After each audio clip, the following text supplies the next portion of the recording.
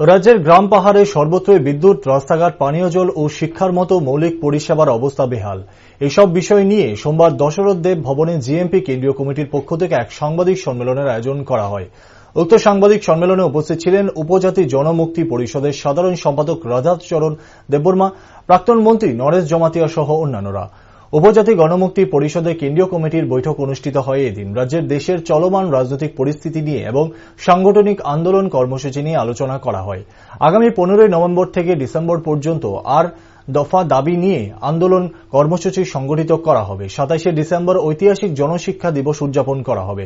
সাংবাদিক সম্মেলনে এমনটাই জানালেন রাধাচরণ দেববর্মা। তিনি আরও বলেন, সারা দেশের মতোই ত্রিপুরা রাজ্যেও বিজেপি আরএসএস দল ধর্ম এবং জাতপাতের বিভাজনের রাজনীতি করছে।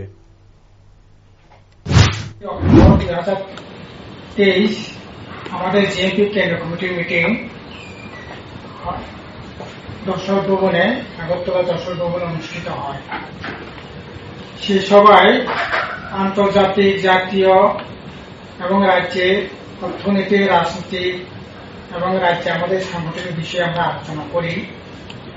আলোচনার ক্রমে আমরা কতগুলো যে সিদ্ধান্ত গ্রহণ করেছি আপনাদের মাধ্যমে রাজ্যবাসীকে আমরা অবগত করতে চাই, যাতে করে আমাদের যে দৃষ্টিভঙ্গি বা আমাদের যে কর্মসূচি এটা মানুষের মাঝে যাতে নিয়ে যেতে পারি, তেমনি আমাদের এই আন্দোলন বা কর্মসূচিতে